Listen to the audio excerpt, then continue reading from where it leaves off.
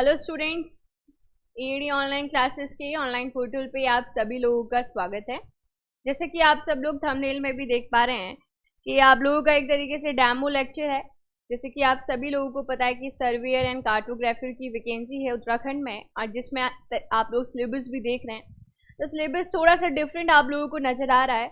कोशिश आप लोगों ने ये पूरी करनी है कि इस सिलेबस को बहुत ही अच्छी तरीके से टारगेट किया जाए, जिससे कि आप लोग अच्छे से क्वेश्चंस को कर पाएं। आप लोग देख रहे हैं कि सबसे लेंदी जो यहाँ पे सिलेबस नजर आ रहा है वो है आपके बिल्डिंग मटेरियल एंड कंस्ट्रक्शन का। तो देखो, बिल्डिंग मटेरियल्स को के लिए ही मैंने सबसे पहले बिल्डिंग मटेरियल में जो आप लोगों का फर्स्ट टॉपिक दिया गया है वो है आप लोगों का स्टोन।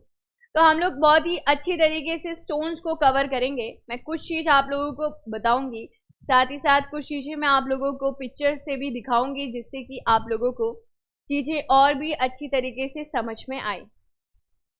देखिए, जब हम लोग स्टोन की बात करते हैं तो स्टोन का आपका जो उत्पत्ति कहें, ये पत्थर की उत्पत्ति कहाँ से हुई है, तो हमारे पास सबसे पहले जो हमारे माइंड में पिक्चर आती है वो आती है रॉक।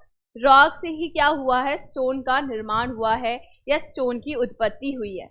तो इसी के अकॉर्डिंग, जैसे कि आप लोगों का पता है कि इसमें काफी हिंदी माध्यम के स्टूडेंट्स भी होंगे, तो मैं कोशिश करूंगी कि कुछ चीजें आप लोगों को हिंदी में भी बताऊं। अगर आप सिलेबस को देखोगे तो सिलेबस आप लोगों का बिल्कुल इंग्लिश में ही गिवन है, तो कोशिश करेंगे कि इंग्लिश में ही चीज़ों को समझने में, क्योंकि बोला तो देखो हिंदी में ही जा रहा है, लेकिन जो टेक्निकल टर्म्स हैं वो आप लोगों ने इंग्लिश में ही लर्न करने हैं। तो देखिए, सबसे पहले देखो, अगर हम रॉक पे चले, क्योंकि जब स्टोन की उत्पत्ति ही रॉक से हो रही है तो हमारे लिए बहुत ज़रूरी है रॉक के बारे में जानना। तो जब हम लोग रॉक के बारे में जानते हैं तो रॉक को हम लोग बेसिकली 3 टाइप्स के हम लोग रॉक कहते हैं, जिसमें आप लोग क्लासिफिकेशन में कहें तो जियोलॉजिकल क्लासिफिकेशन, कि किस तरीके से उत्पत्ति हुई है, उत्पत्ति के आधार पर हमारे पास कौन कौन सी रॉक है। एंड इसी तरीके से सेकंड वन अगर हम लोग कहें तो सेकंड हमारे पास आता है फिजिकल क्लासिफिकेशन, कि भौतिक संरचनाओं के आधार पर हमारे पास सॉइल रॉक का जो टाइप है वो कौन कौन सी रॉक हमें नजर आती है।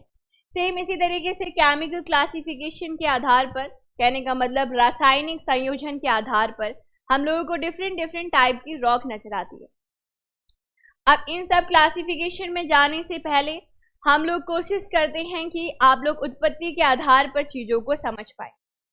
देखो, बेसिकली अगर क्वेश्चंस की बात करें कि किस तरीके से क्वेश्चंस पूछे जाते हैं, तो क्वेश्चंस तो डायरेक्ट ऐसे पूछे जाते हैं आप लोगों से कि बेसाल्ट किस टाइप की रॉक है, या आप लोगों की वोल्केनिक रॉक का टाइप बताओ, या प्लूटोनिक रॉक का टाइप बताओ। बेसिकली इस तरीके से क्वेश्चंस आपसे पूछे जाते हैं, लेकिन हम लोगों ने स्टार्टिंग से सभी कुछ अच्छे से पढ़ते हुए चलना है।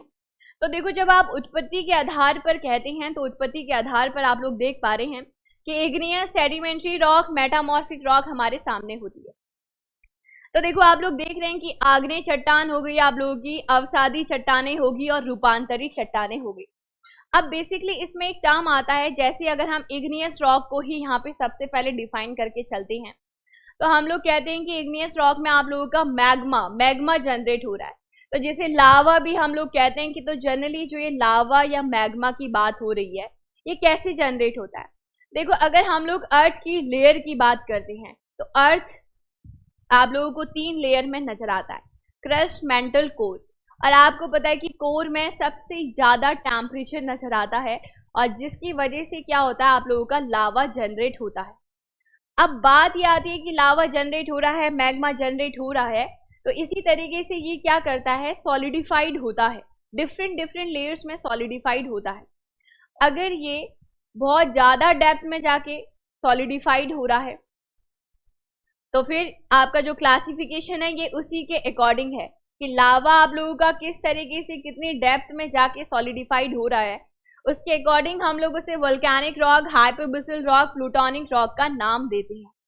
जब हम लोग कहते हैं कि जो आपका मैग्मा है वो बहुत ज्यादा डेप्थ में जाके सॉलिडिफाइड हो रहा है, तो फिर इसे हम लोग आंसर करते हैं कि ये हमारी प्लूटोनिक रॉक है, कि मैग्मा आपका बहुत ज्यादा डेप्थ में जाके आप लोगों का सॉलिडिफाइड हो रहा है, डीप डेप्थ में जाके सॉलिडिफाइड हो रहा है।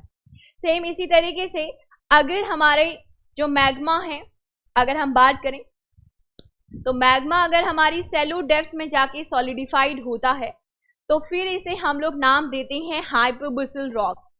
और इसी तरीके से मैग्मा अगर हमारी फर्स्ट लेयर में ही या सरफेस में ही सॉलिडिफाइड हो जाता है, इसे हम लोग नाम देते हैं वोल्केनिक रॉक।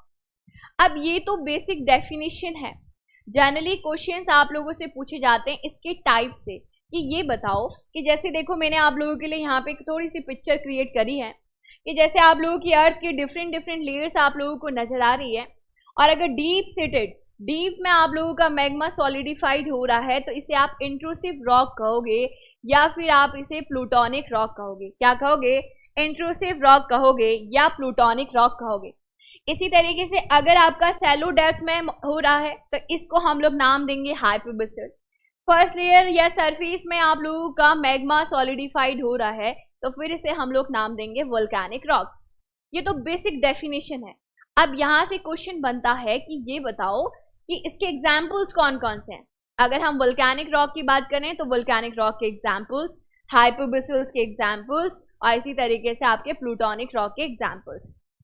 अब देखो यहाँ से इंपॉर्टेंट चीज जो आपकी निकल के आती है वो है इग्नियस रॉक। और इग्नियस रॉक में आपने ये ध्यान रखना है कि इग्नियस रॉक के डिफरेंट डिफरेंट नाम है।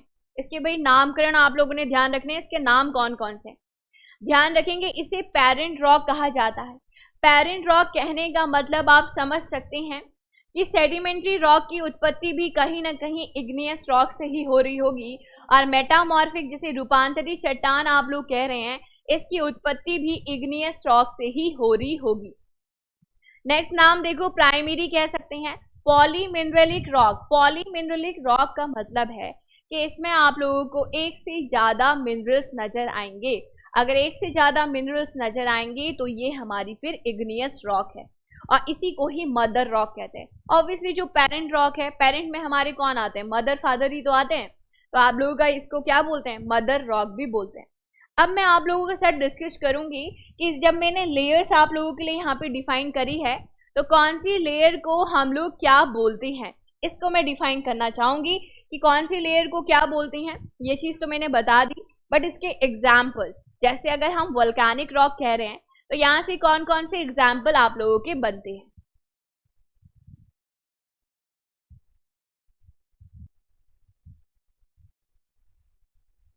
तो देखिए हम लोग यहाँ पे डिस्कस कर रहे हैं कि आप लोगों को जैसे पता है कि जैसे कि मैंने आपको बताया भी कि लेयर्स बाय लेयर्स आप लोगों का मैग्मा सॉलिडिफाइड होता है, उसके अकॉर्डिंग ही हम लोग क्लासिफाइड कर पा रहे हैं कि ये हमारी वोल्केनिक रॉक है, ये हमारी प्लूटोनिक रॉक है, ये हमारी हाइपोबेसल है।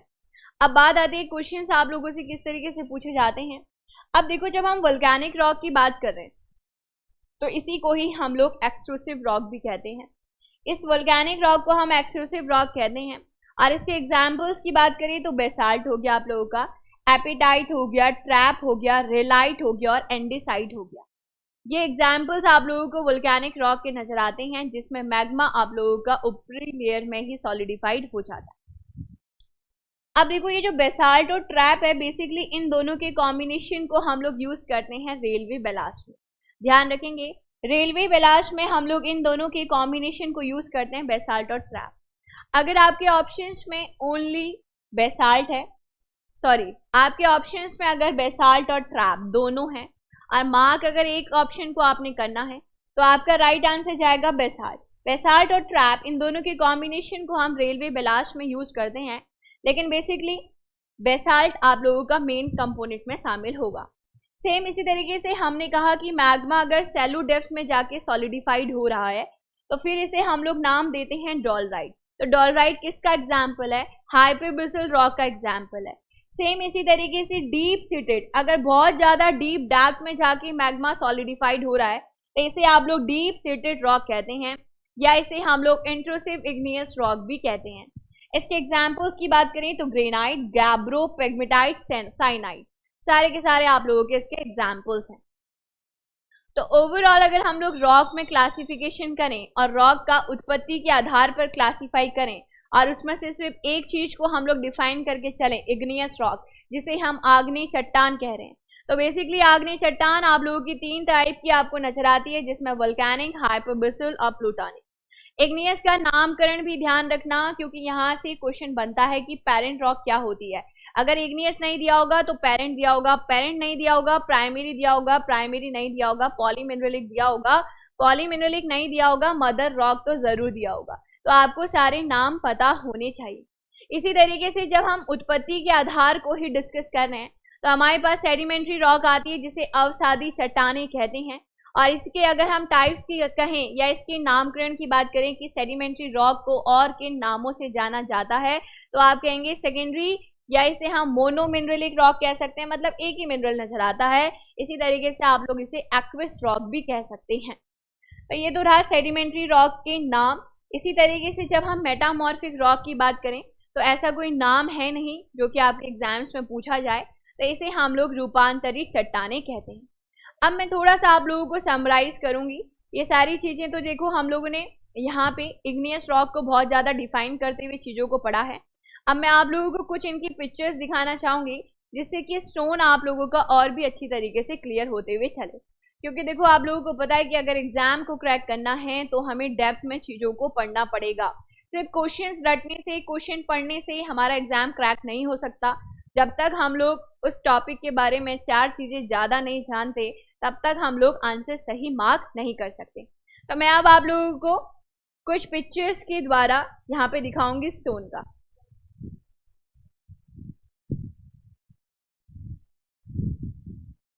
देखिए, तो देखो आप लोगों को पता है कि कार्टोग्राफर एंड सर्वेयर के लिए आप लोगों की ये डेमो लेक्चर है, डेमो लेक्चर 1 बिल्डिंग मटेरियल्स।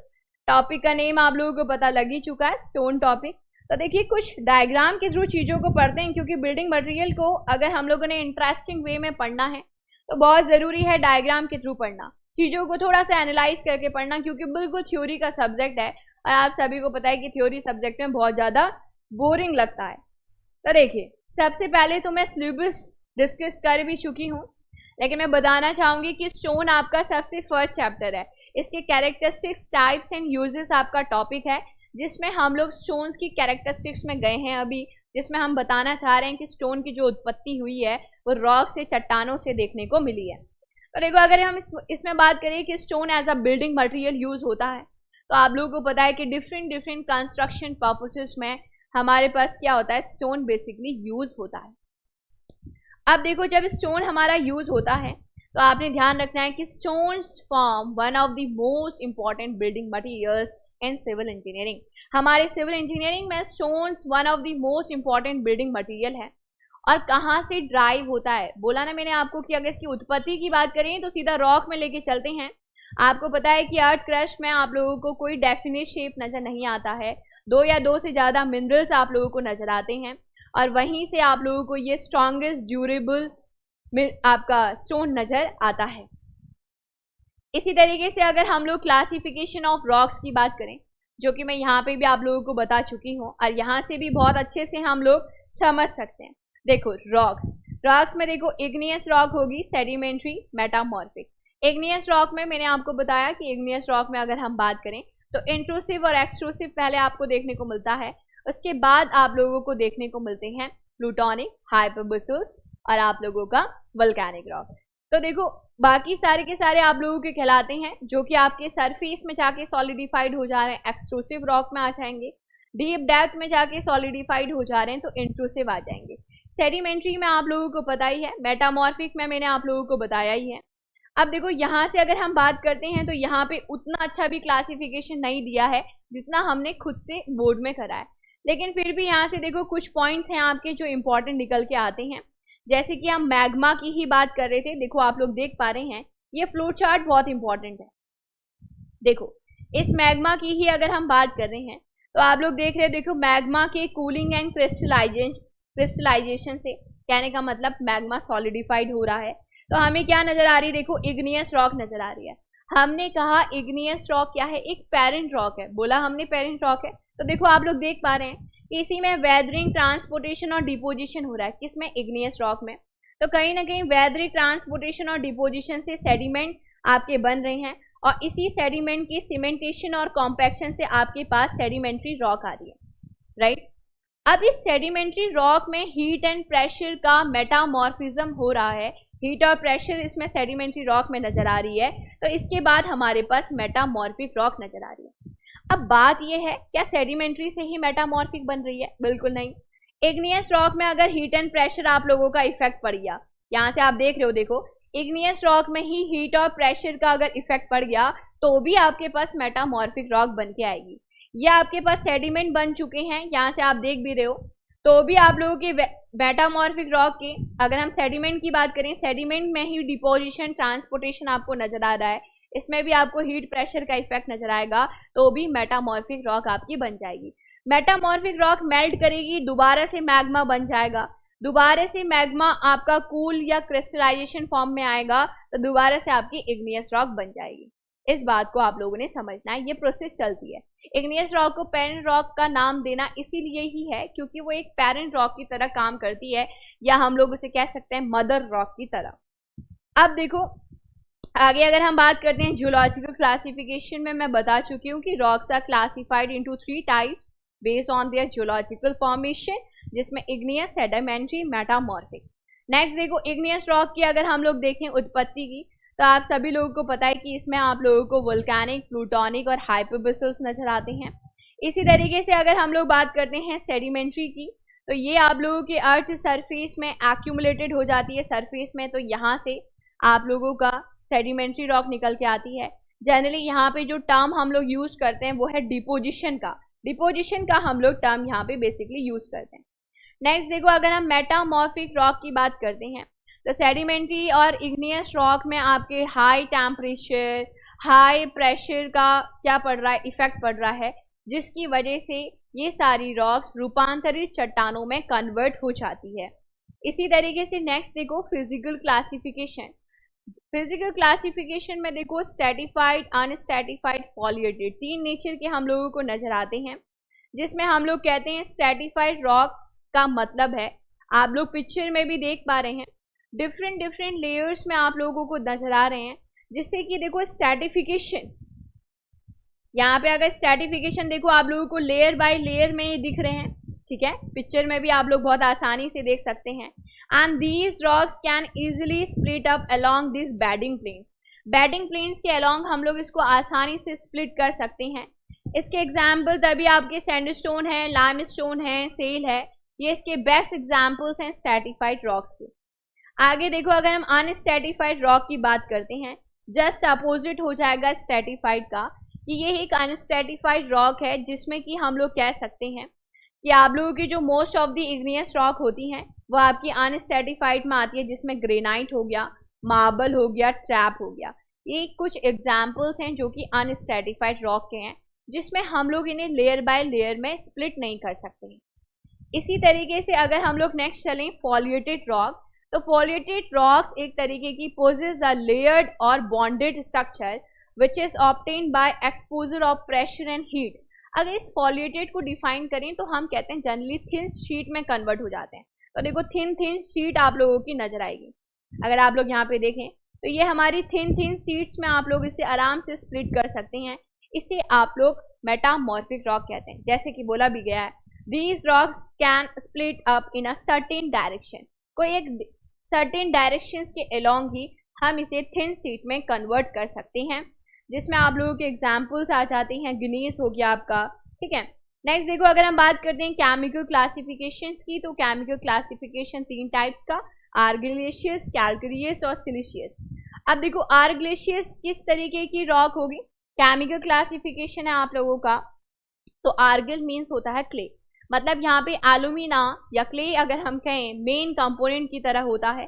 ये रॉक इस तरीके की रॉक होती हैं, जनरली क्रस्ट हो जाती हैं easily because of their brittleness की वजह से जल्दी क्रैश हो जाती हैं, जैसे सेल हो गया, स्लेट हो गया, लेटराइट हो गया, ये आपके एग्जाम्पल्स हैं आर्गिलेशियस के।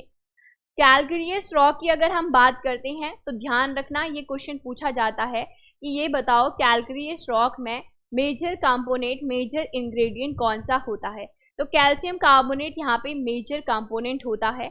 मार्बल आप लोगों का इसमें एग्जाम्पल होता है, क्वेश्चन बहुत बार पूछा जाता है कि मार्बल को अगर केमिकल क्लासीफाई करोगे तो वो किस तरीके की रॉक होगी, तो वो कैल्केरियस रॉक होगी। सिलिशियस की बात करते हैं तो सिलिका यहाँ पे प्रीडोमिनेट करता है, जैसे कि ग्रेनाइट, क्वार्ट्जाइट इस सिलिशियस के एग्जाम्पल है। आप लोग डायग्राम में भी देख सकते हैं। और मैं यहाँ पे ये इन्फॉर्मेशन आप लोगों को शेयर करना चाहूँगी कि बहुत जल्दी आप लोगों के सामने कोर्स लॉन्च हो जाएगा।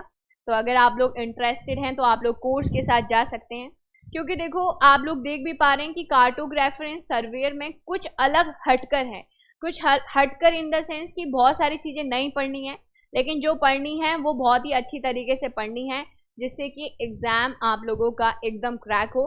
क्योंकि देखो आप खुद ही समझ सकते हैं, एक स्टेट में 75 वैकेंसी का होना एक बहुत ही गोल्डन अपॉर्चुनिटी है। ऊपर से उत्तराखंड के स्टेट में तो गोल्डन से भी गोल्डन अपॉर्चुनिटी है। तो आप लोग अच्छे से पढ़ें और पर्टिकुलर सिलेबस को बहुत अच्छे से फॉलो करते हुए चलें, तो ज़रूर आप लोग क्वेश्चंस को भी बहुत आसानी से लगा पाएंगे। चलिए, thank you so much, thank you.